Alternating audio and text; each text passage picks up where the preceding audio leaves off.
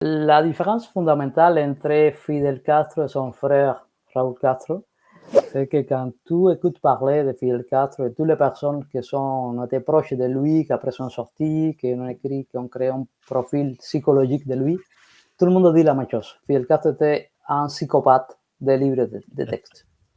C'est comme ça qu'il s'est décrit tout le temps.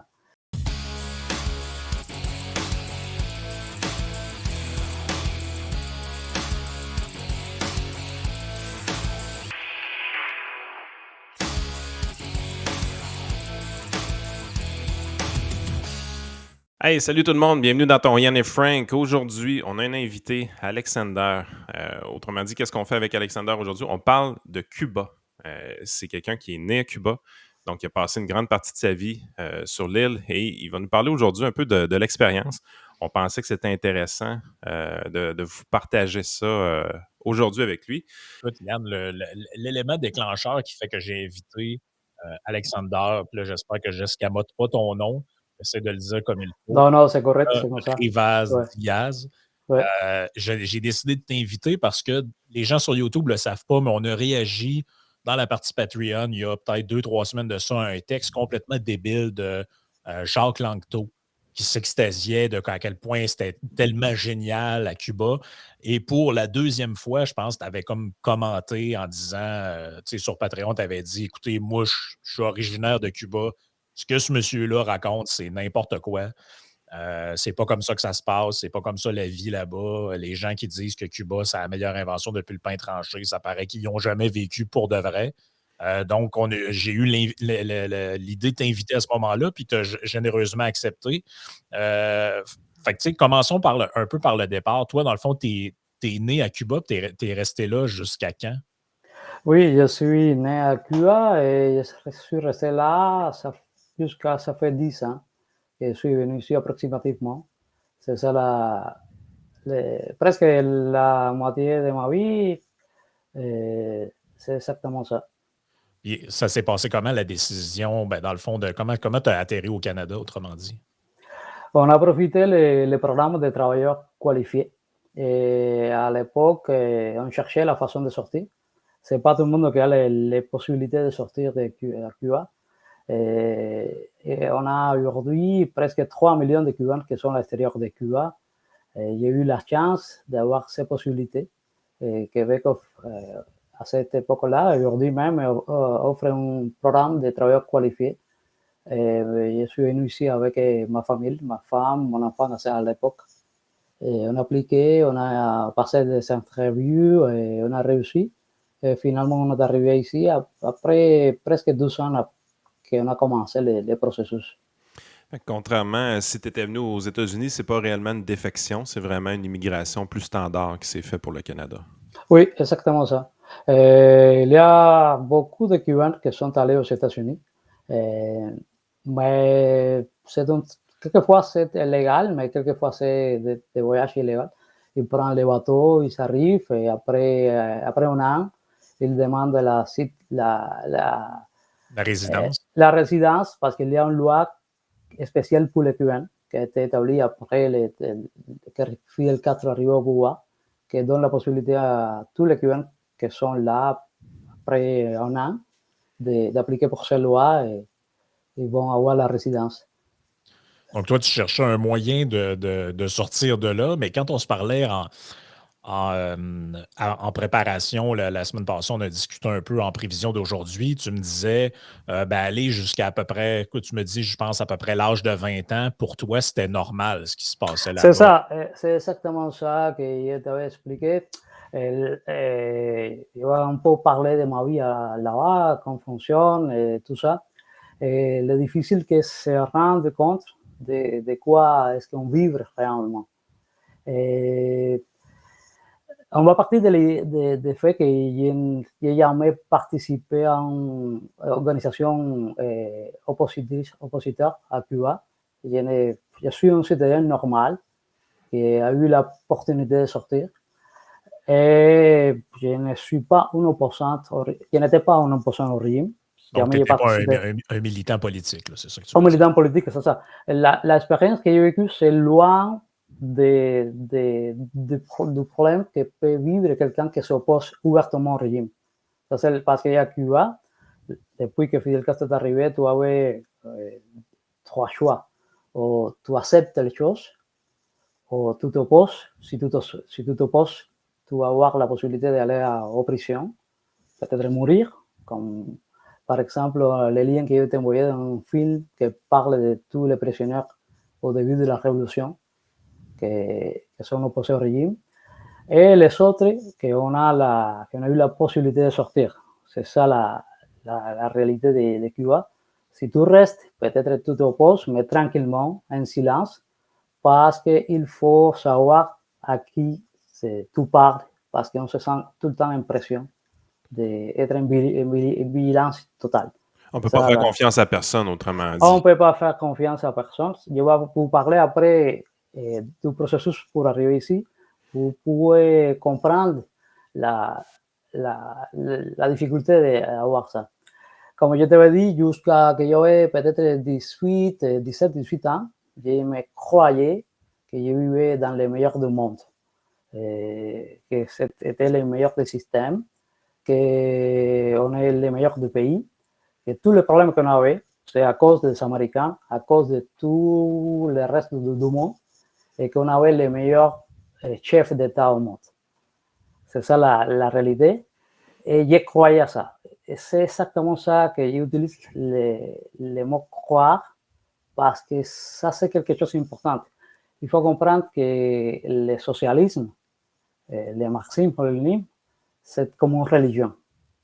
C'est exactement le même principe. Tu crois selon la foi. Tu n'as pas la possibilité de contredire des choses que les grands chefs disent. C'est comme une religion. Quelquefois, on dit que le marxisme ou le léninisme, c'est athée. Mais la réalité, c'est que ce n'est pas athée vraiment. La seule chose, c'est qu'ils vont remplacer les dieux traditionnels par l'État et la figure de ce chef d'État, que dans mon cas était Fidel Castro, mais on peut parler de Mao à la Chine, Staline à l'Union soviétique, c'est ça l'idée. Et j'utilise le mot socialisme. Pourquoi? Parce que vous-même, vous savez parler, ça fait quelques jours, qu'il y a des gens qui essayent d'expliquer que ce n'est pas la même chose socialisme que communisme. Et la réalité, c'est que le communisme n'existe pas, jamais existé. Les plus de 100 millions de morts ont été tués par le socialisme. Le communisme, c'est but final que tous les socialistes veulent arriver. Ouais, c'est le but qui arrive jamais, ouais, c'est ça. C'est ça, c'est le seul chemin, c'est prendre le socialisme. C'est pour ça que quand les personnes disent non, c'est pas vrai que c'est le socialisme, c'est pas la même chose que... Oui, c'est vrai, c'est pas la même chose, mais jamais on est arrivé à ce point, à cette utopie ou dystopie, que pour moi c'est une dystopie vraiment. Parce que c'est quelque chose qui n'a rien à voir avec l'être humain. C'est complètement différent. C'est quelque chose imaginaire que jamais on va arriver là. Autrement dit, le communisme est l'utopie qui vient après le socialisme, qui est le paradis sur Terre carrément. Voilà. Mais d'une certaine façon, les gens de gauche qui disent qu'il y a une différence entre le socialisme et le communisme, ils disent ben les communistes, c'est ceux qui ont fait 100 millions de morts. Les socialistes, c'est pas eux autres. Eux autres, c'est les bonnes personnes dans l'histoire. C'est un peu fou de penser ça parce que ce que tu nous expliques, c'est que dans un pays socialiste, le but ultime, c'est de devenir communiste. Donc, on commence pas par le communisme pour atteindre le socialisme. On commence par le socialisme dans l'espoir d'atteindre le paradis sur Terre qui est le communisme. Puis, j'utilise l'expression paradis sur Terre pour reprendre un peu ce que tu disais côté religion. Je pense que c'est quelque chose qui est très fort d'aller jouer sur les croyances des gens de cette façon-là. C'est ça, c'est pour ça qu'ils vont remplacer les dieux traditionnels. Par exemple, mon pays était il avait une culture très religieuse. Et finalement, ils ont remplacé toutes ces cultures par les nouveaux dieux qui étaient Fidel Castro. Parce qu'il y a comme un mythe, c'est un culte à la personnalité qui va te montrer ces personnes comme un dieu. Fidel Castro était capable de parler sans arrêt 8 heures sans, mettons, aller aux toilettes, par exemple. Tu vois, c'est un être surnaturel, c'est pas un être réel. il essaie de transmettre cette idée. Est-ce qu'on avait l'impression à Cuba qu'il y avait des gens qui vivaient encore dans la religion catholique? Parce qu'un peu comme les autres pays latins, probablement qu'il y avait beaucoup de catholicisme avant la Révolution. Oui, ça c'est Et quelque chose, oui. puis est-ce que les gens poursuivaient un peu dans leur foi, même si c'était plus ou moins toléré ou même interdit par l'État? Oui, ça c'est quelque chose que jamais ils sont arrivés à arrêter complètement. La seule différence, c'est que la majorité des gens croyaient, mais cachaient. À Cuba, il y a quelque chose de très spécial, non? Que comme à Cuba, on a amené beaucoup d'esclaves de l'Afrique, les esclaves de l'Afrique avaient sa propre religion. Et ils sont comme mélangés la religion des esclaves avec les catholiques. OK. Chaque sainte catholique a une représentation d'un dieu africain. Ça, en espagnol, on appelle ça syncrétisme. Je ne sais pas si en français existe ce Oui, mot. c'est un mot français aussi, le Ok. syncrétisme. Voilà, et ils sont mélangés. Et mettons, par exemple, le jour de la Santa Bárbara, c'est le jour de Shango selon la région africaine. Mais ils ne sont pas arrêtés, ils sont interdits de pratiquer la religion, mais la majorité des gens sont continués, mais c'est caché, c'est pas ouvert. OK. Quand même, il avait une chanson populaire qui parlait des personnes qui n'étaient pas croyantes, mais ils sont allés à l'église pendant la nuit pour pratiquer la religion pendant la nuit. C'est quelque chose de pareil.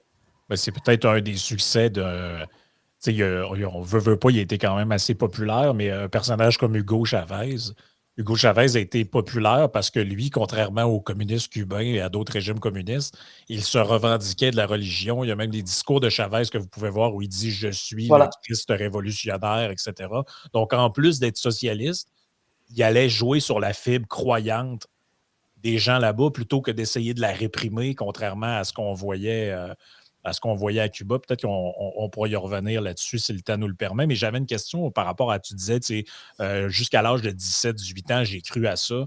Est-ce que comment ça se passe là-bas, dans le fond, la propagande du régime? Est-ce que c'est vraiment à partir de la petite école, on vous répète ces trucs-là, ou c'est dans les quelques médias cubains qu'il y a, ou c'est par les messages télévisés que faisait le chef en parlant pendant 8 heures, comme tu disais, un peu tout ça, ou c'est vraiment plus à l'école que ça se passe?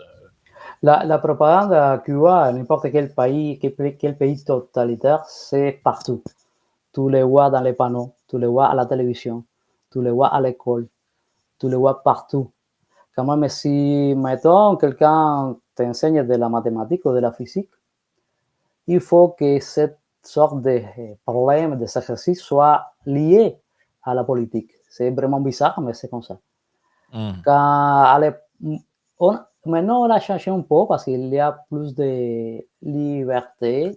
Les gens sont plus connaissants de la réalité mondiale et le gouvernement a perdu un peu ses contrôles.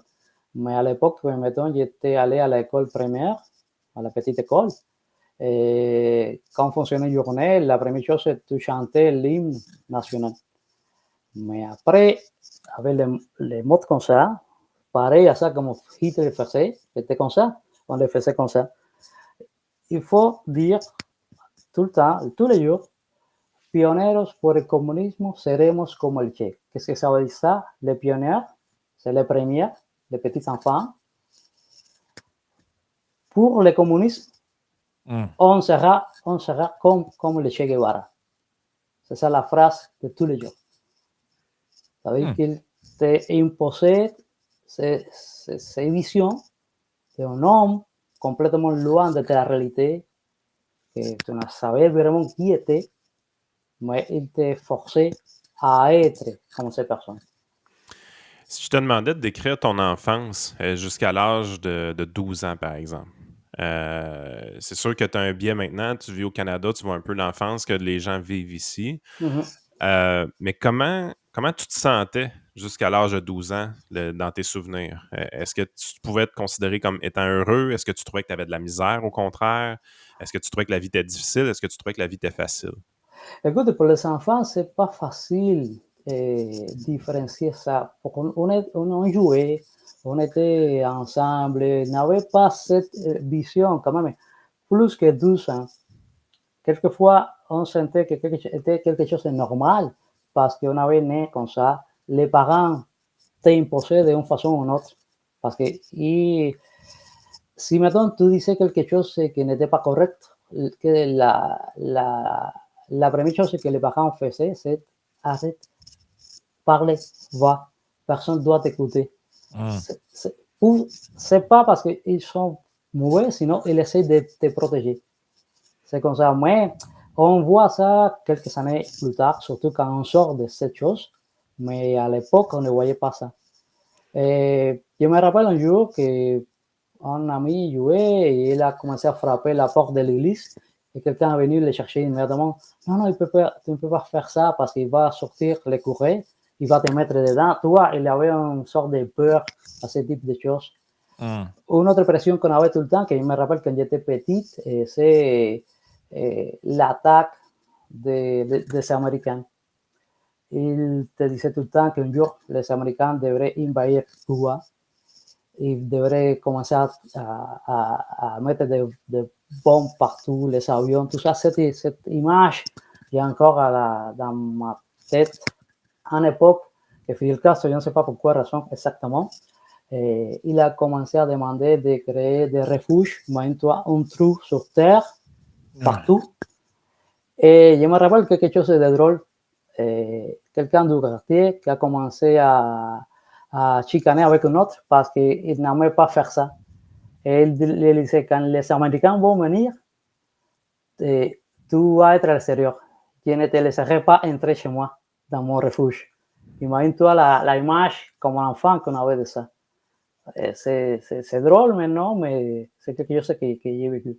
Donc, les gens qui vivaient à l'époque aux États-Unis et au Canada pensaient qu'il fallait qu'ils se préparent pour la guerre nucléaire parce que les communistes allaient nous bombarder. Et vous, à Cuba, vous pensiez que ça allait être finalement les Américains qui allaient faire sauter l'île ou envahir l'île. Et puis, des gens creusaient des abris pour aller se mettre à l'abri en cas qu'il y ait un envahissement de l'île, autrement dit. C'est exactement ça. C'est quand même assez spectaculaire, pareil. Est-ce que tu te souviens d'un élément déclencheur qui a fait, ou de quelque chose en particulier qu'à un moment donné qui a fait que, OK, là, ce qu'on m'a raconté, c'est, tu me dis beaucoup quand tu es arrivé ici, que tu as pris conscience de choses, mais quand tu étais là-bas, c'est quoi, tu sais, dans le fond, puis ça peut être aussi une question à deux volets, c'est qu'est-ce qui t'a fait prendre conscience qu'il y avait quelque chose qui clochait là-bas, que c'était pas exactement ce qu'on t'avait dit dans ton enfance, et est-ce que c'est cette chose-là qui t'a poussé à dire, ben là, il faut que je m'en aille d'ici, là, je peux pas vivre ici?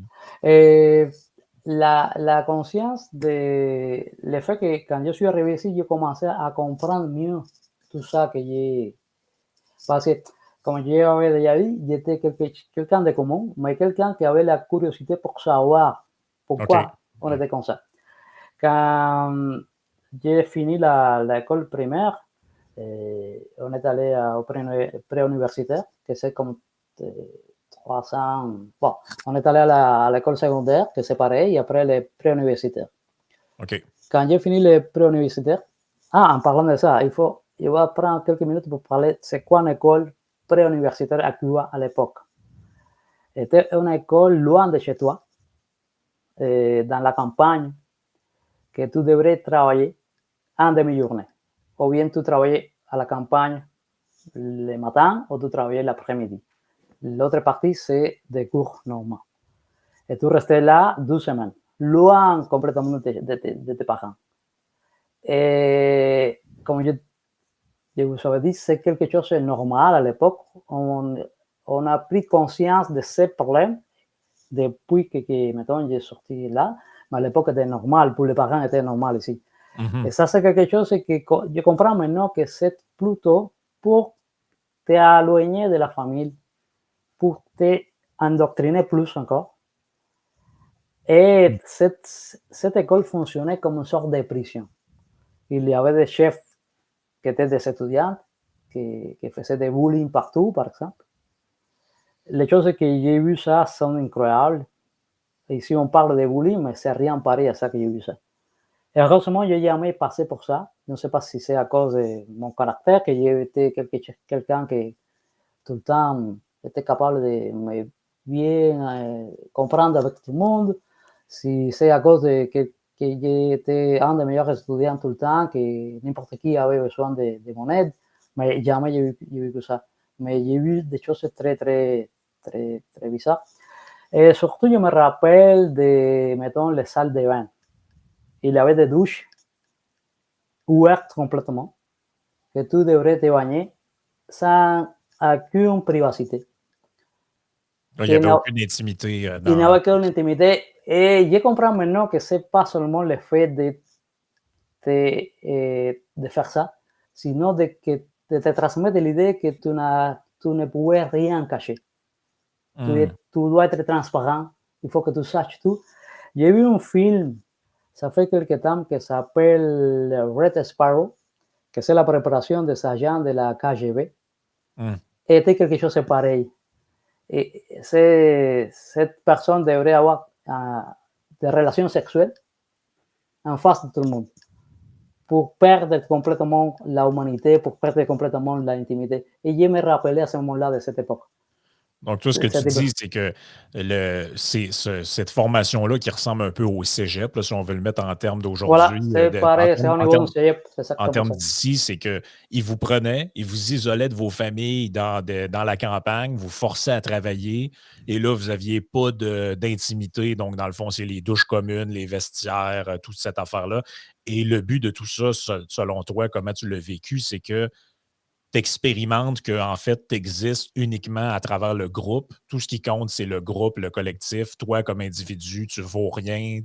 Même ta famille n'est pas importante. Au final, ce qui est important, c'est l'État. Fait qu'en fait, c'est une forme de propagande qui est encore plus insidieuse parce qu'on n'a même pas besoin de te dire finalement, de te brainwasher à dire le régime est bon, le régime t'aime. C'est qu'on te le montre un peu par l'expérience. En fait, on te fait vivre que tu n'existes pas comme personne en faisant ça. C'est ce que je comprends de ce que tu dis. Exactement ça, c'est ça. C'est la collectivité, la première. L'individualisme, c'est la dernière partie. Il y avait des personnes qui, mettons, l'État avait besoin de former des professeurs. Il y avait des aptitudes pour une autre carrière et il était forcé un peu à avoir ça. Il n'avait pas, c'est tout le temps ça. La collectivité, la première, et après, s'il reste quelque chose, c'est pour toi. Ce qui me surprend un peu, c'est quand même qu'on vous a laissé longtemps dans vos familles. Souvent, les régimes communistes, je pense, essaient de briser les familles un peu plus que ça. La cellule familiale reste quand même en force longtemps. Est-ce que je me trompe quand que je pense que c'était un régime communiste qui était favorisé de par le fait que c'était une île d'une certaine façon? Donc, il n'y avait pas besoin de faire autant de répression peut-être que d'autres régimes communistes, ou je me trompe complètement, puis la répression était très présente dans vos vies quand même, surtout quand vous vieillissez probablement? Oui, la répression était tout le temps. Et comme je disais déjà, que avec le temps, tu apprenais qu'il ne faut pas parler. Et il faut avoir attention avec les gens que tu parles. C'est une répression, à l'époque, n'était pas ouverte. Avec les années, c'est plus ouverte. Maintenant, la police réprime ouvertement. Surtout après qu'on a eu une forte, je pense que vous vous rappelez de ça, ça fait 12 ans, juillet 2011, 2021, il y a eu une forte manifestation sans contrôle au pays.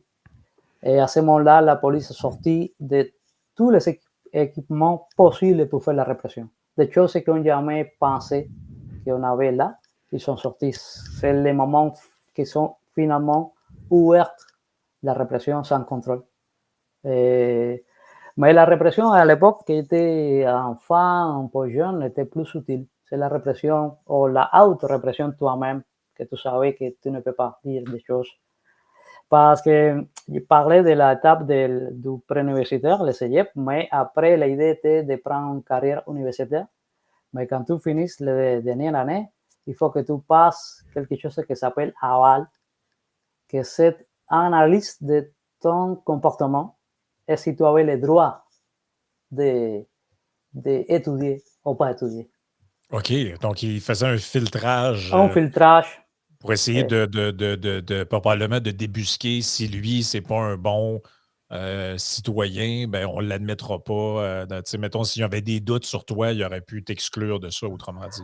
Exactement comme ça. Et par exemple, j'ai eu une fille à l'époque que elle rêvait avait la possibilité de devenir historienne. Mais elle était catholique. Et pour être catholique, il n'avait pas le droit d'étudier la carrière d'histoire. Avec mon père, a travaillé un gars qui était homosexuel. Il était exclu de l'université pour être homosexuel. Avec les années, tout ça a changé. Mais à l'époque, était comme ça la répression. J'ai connu quelqu'un qui travaillait dans une station de radio et il était mis dehors pour mettre un concert, je me rappelle de qui, en anglais. On ne pouvait pas écouter de la musique en anglais. Il y avait une époque qui écoutait les Beatles, qui était interdit, n'importe quelle musique en anglais. Et c'est pas comme ici parce qu'on avait peur de perdre la langue, sinon que c'était la langue de l'ennemi. Non, ça aurait perdu la langue, mais textuellement, Ouais, si on peut dire. Ouais. Ben écoute, il y a quelqu'un que je connais qui est allé à Cuba il y a quelques années et puis je présume que son anecdote est vraie parce que ça va vraiment dans le sens de ce que tu racontes. Et il y avait de la musique cubaine qui jouait dans la place où il était, je pense que c'était à Varadero ou à la Havane. Et il avait demandé à la personne qui mettait la musique, est-ce que je peux avoir une copie de la musique? Puis la personne lui avait dit, je peux pas te la faire, même si je voulais, parce que si on apprend que je t'ai donné, dans le fond, si j'ai fait sortir des trucs cubains de l'île, tu sais, dans le fond, je peux me ramasser en prison, là. Presque. Oui. Puis il avait dit, il y avait juste genre je sais plus trop, Buena Vista Social Club, quelque chose comme ça, qui eux avaient le droit que leur musique soit entendue à l'extérieur de l'île, mais les autres, ils n'ont pas le droit, là. Oui, oui, oui, tout ça pourrait être possible. Je ne peux pas garantir que c'est ça exactement vrai, mais les choses les plus bizarres au monde, tu peux écouter. Par exemple, je connais des amis ici cubains qui sont allés à Cuba comme des touristes. Et comme ils étaient des Cubains, ils n'avaient pas le droit de prendre un bateau. OK. Parce que les Cubains ont l'interdiction d'utiliser un bateau de tourisme pour aller là. Et quand je retourne à Cuba, je reste cubain. Parce que pour aller à Cuba, il faut que j'aille mon passeport cubain. Malgré que je suis citoyen canadien, il faut que j'aille mon passeport cubain. Est-ce que tu y retournes souvent à Cuba, Ça Alexandre? fait quelques années que je ne vais pas, mais il faut que je retourne parce que ma famille est là, surtout mes parents qui sont vivants encore, mais sont trop vieux pour voyager. OK. Il faut que je retourne. Ouais, je comprends.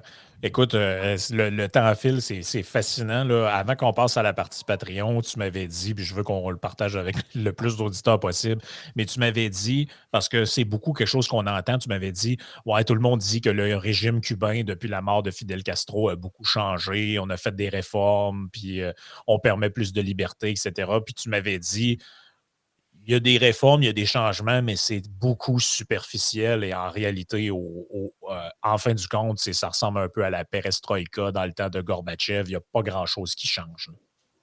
Oui, c'est ça. La différence fondamentale entre Fidel Castro et son frère Raúl Castro, c'est que quand tu écoutes parler de Fidel Castro et toutes les personnes qui ont été proches de lui, qui après sont sorties, qui ont créé un profil psychologique de lui, tout le monde dit la même chose. Fidel Castro était un psychopathe des livres de texte. C'est comme ça qu'il s'est décrit tout le temps. Fidel Castro était quelqu'un qui était loin de la réalité, complètement fou. Les enfants même de Fidel Castro, pour les visiter, ils devront prendre rendez-vous. C'est pas, OK. c'est comme ça. Et son frère était un peu plus pratique. C'est pas parce que c'est mieux, sinon que c'est un peu plus pratique. Et toutes les interdictions que Fidel Castro avait, et tranquillement, il a commencé à les permettre. Mais les interdictions qui n'affectent pas le système. Par exemple, vendre une maison, vendre une voiture. Les anciennes voitures qu'on a à Cuba à l'époque, les anciennes des voitures des années 50, comme ça, en maison que c'est pas pareil, en maison que tu peux voir ici, tout ça. Des choses qui n'affectaient pas le régime. Et à l'époque de Fidel Castro, c'était interdit d'avoir un cellulaire. OK. Raúl Castro a permis ça. Ça, c'est des exemples d'ouverture, mais la réalité, c'est que le régime reste encore très oppressif, sans rien vraiment modifier ce type de choses. Donc, on a permis un petit peu de liberté individuelle, avoir un téléphone, pouvoir acheter une maison, une voiture, ce genre de trucs-là, mais au final, on ne remet rien en cause du système communiste tel qu'il est. Donc, finalement, on donne un petit peu on laisse un petit peu la corde aller, puis finalement, les gens ont l'impression peut-être que le régime se modernise ou que ça change, mais au final, c'est la même chose qui se perpétue. Là, Exactement, c'est ça. Le but final, c'est maintenir le régime et Raúl Castro est en train maintenant de peut-être essayer de faire des modifications encore, mais avec la possibilité que sa famille ne soit pas touchée, que la partie militaire ne soit pas touchée. Ce type de modification de choses qui sont en train de passer maintenant peut-être, mais c'est jamais l'idée c'est de partir et avoir des élections libres. Jamais, c'est ça. Ouais. Parfait. Hey, Alexander, merci beaucoup pour la partie live. Évidemment, on continue sur la partie Patreon pour les gens qui nous supportent via cette plateforme payante-là. Il nous reste une demi-heure de show environ pour pousser un peu plus en profondeur sur la vie à Cuba. Si ça vous intéresse, je pense que c'est une belle opportunité de vous abonner. Alexander est un de nos membres Patreon, justement, puis c'est la raison pourquoi on le rencontre aujourd'hui. On s'est rendu compte qu'il y avait beaucoup de choses à dire sur ce sujet-là. Donc, on est une communauté qui partage beaucoup de trucs entre nous. Donc, merci d'avoir été là aujourd'hui. On se revoit demain, évidemment, pour la partie gratuite et on continue une petite demi-heure sur Patreon. Merci.